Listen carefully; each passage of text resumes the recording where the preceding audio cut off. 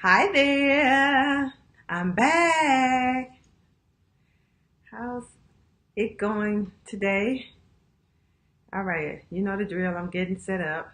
I am want to welcome you to my live. I have not been on for a few days, so I am getting back into the groove of things after the Thanksgiving holiday. How was your Thanksgiving?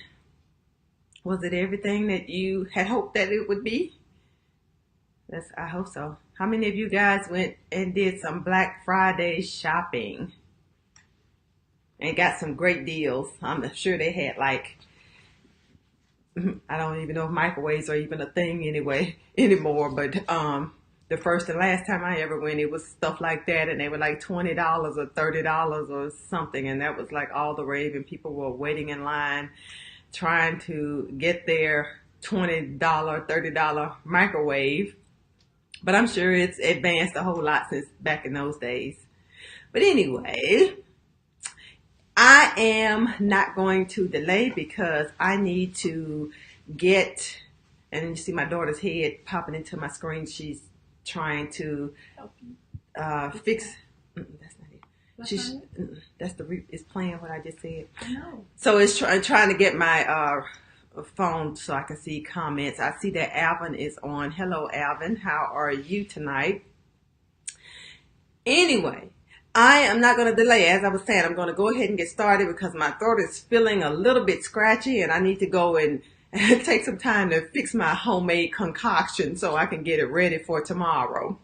So I am Vashana Weatherspoon, career strategist and excellence accelerator, helping women who feel frustrated in their careers to emerge from stuck and surge into their next level of success. See, that throat is trying to come in there, but we're not going to have that tonight. How about that? So anyway, I am coming on because I am launching my new brand, my career coaching and consulting brand. And I want to let everybody know what it is that I'm up to. So I'll be coming on regularly, sharing career related expertise to help you to move your career to the next level. So if you're just joining, come on in, say hello. As soon as I can see my comments, I will say hello back. But before I get into what I want to talk to you tonight about, please take a moment to invite a friend, to tag a coworker, to tag someone that you know who is struggling in their careers, and invite them to this broadcast so that they can come on and get this great information that I'm sharing with you. It's all about things that are important to women, career women, and helping them to figure out how to move to their next level and overcome some of the obstacles that we face as we climb the corporate ladder. I don't even like to say climb the corporate ladder. I like to say the career matrix because it's not necessarily an up and down kind of movement. Sometimes it's a zig and a zag. A lot of times it's a zig and a zag to help you to get to where you want to be. So what I'm talking about tonight is guilt holding you back in your career? And we all know that women throughout the span of their careers don't reach the same levels in terms of promotions and positions that men reach. They don't make the same pay over the span of their careers that men make. I think I saw a study not too long ago saying that some men make, and of course, this is a generalization, but make up to $1 million more than a woman doing the same kind of job. So that's a huge difference over the span of a career.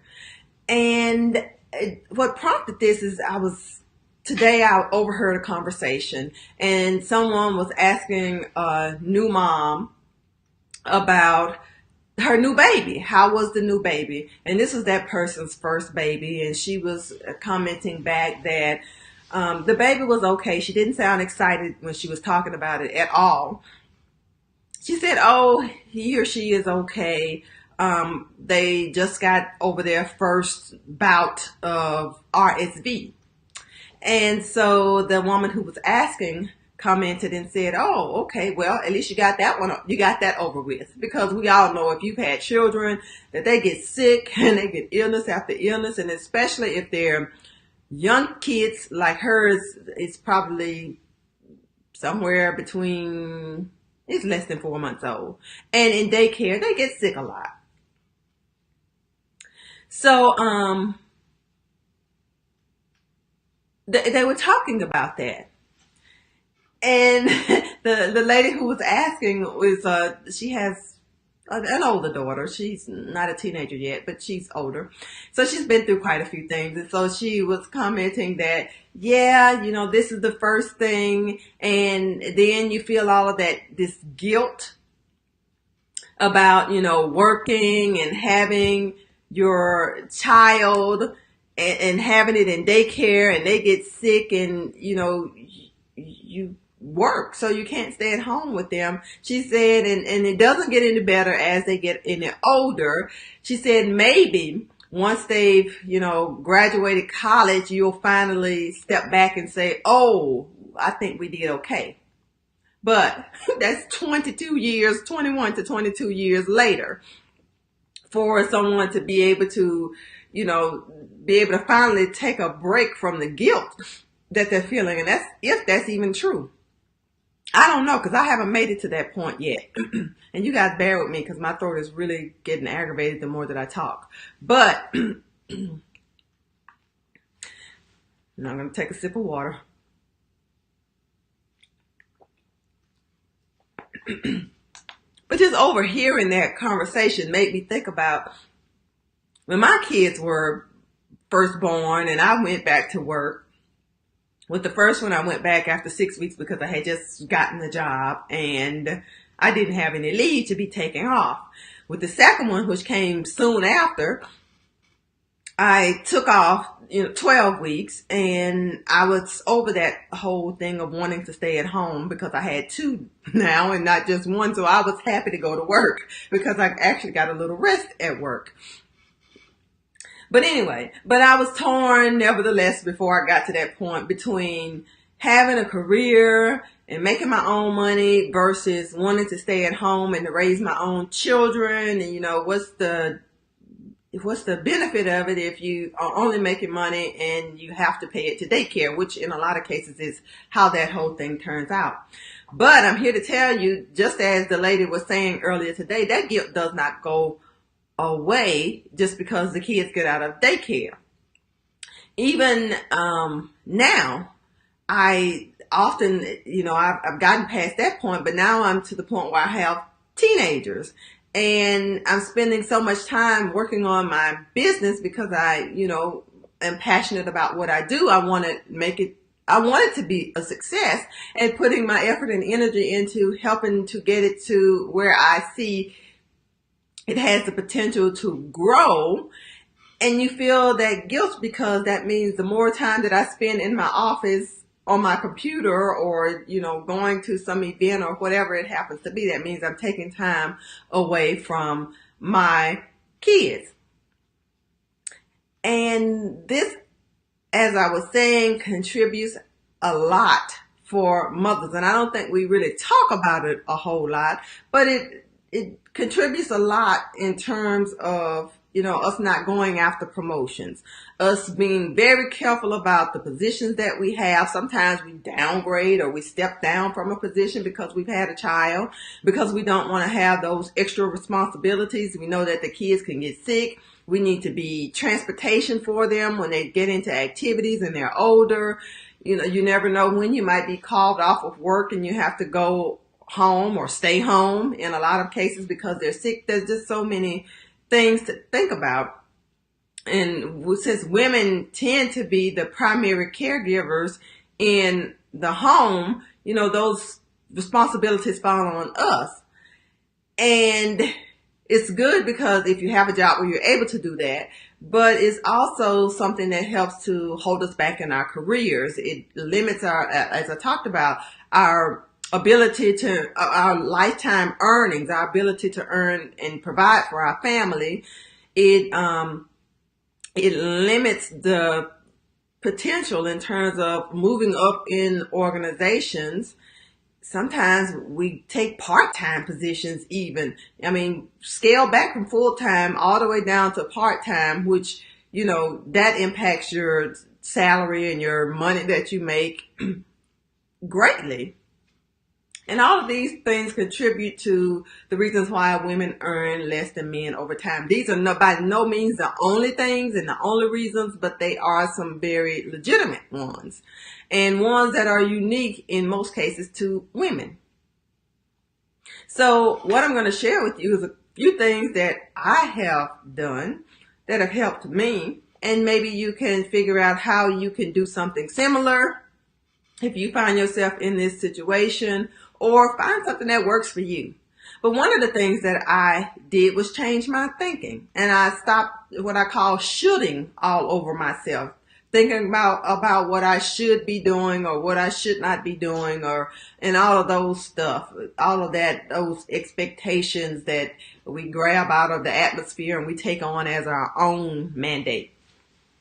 And I just think about the fact that the kids are going to be grown in a few years, and if I stop doing what I'm doing, I'll be in this exact same place I am now when they're gone, and I'll still be trying to, get to where I want, because it's one thing to be a mother, it's another thing to be an individual, to have desires, to have dreams and hopes for your life and aspirations, and we need to be able to balance those so that we can be a full individual, express ourselves, and realize our goals and our dreams while we're raising a family.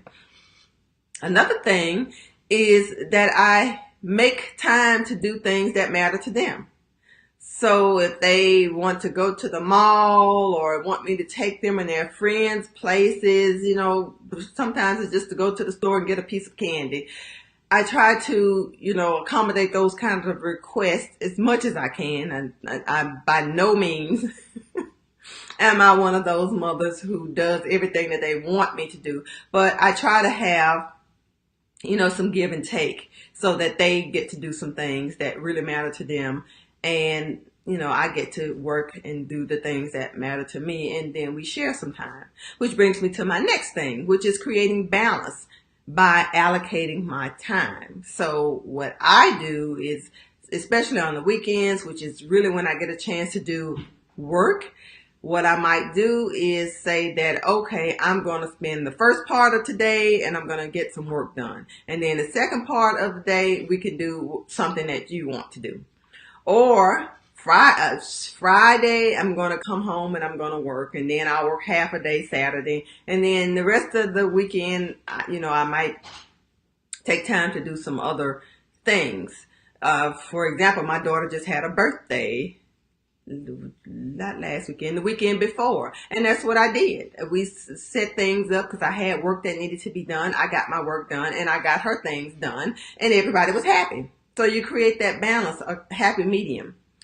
And a fourth thing, just that I thought of just out of the top of my head, just thinking about what have you done that's worked, and that is to get them involved. So there's lots of stuff to be done. I have lots of projects, lots of little technical stuff that that is not my strength. So I'm happy to give those away. So I get them to help me with some of those things that need to be done so that they feel a part of this process, and then they get to learn something along the way, and hopefully they'll pick up some of those entrepreneurial habits and skills that'll help them in their lives and in their careers as they grow up and decide what it is that they want to do. So those are just a few tips that I wanted to jump on and share with you, because I know, like this mother that was talking today, there are many other mothers out there who have this guilt around, working and not being able to do the things that they feel like they should do for their children, and are just really struggling. So I'm sharing this in the hopes that it will help someone to let go of some of that guilt and try to, gain a different perspective and put some things in place to help you to be able to balance your roles better. Now, if you are someone who is tired of holding themselves back and sitting on your potential, all of this great, wonderful potential that you have that you're not using, I have an offer for you. I just launched my new website, and it's www.vashanaweatherspoon.com, where I have created a 3-part e-course series entitled Career on Fire, 3 Steps to Your Next Level, which is designed to help people who are stuck to get themselves unstuck, to figure out what their next level looks like, and to get themselves propelled on their way to reaching that potential. So grab your free copy. It's absolutely free at www.vashanaweatherspoon.com. And if it's something that you don't need, but you know someone who does, send them to the site, please. Call it an early Christmas gift, if you will. So anyway, that's all I have for tonight. I hope that this message it lands in the hands of the individual or individuals who need to hear it, because it is an issue. It's an issue for women, and we need to get ourselves in check, get our emotions in check, and create a different perspective for ourselves so we can do what's best for ourselves and our families. So that's it for me tonight. I'm going to go and fix myself a cup of hot tea or something, and I will see you next time. I hope that you've enjoyed this video. Please like and share before I end the broadcast, or even after I end it. Go ahead and just hit like and share, and I'll see you next time. Have a good night. Bye-bye.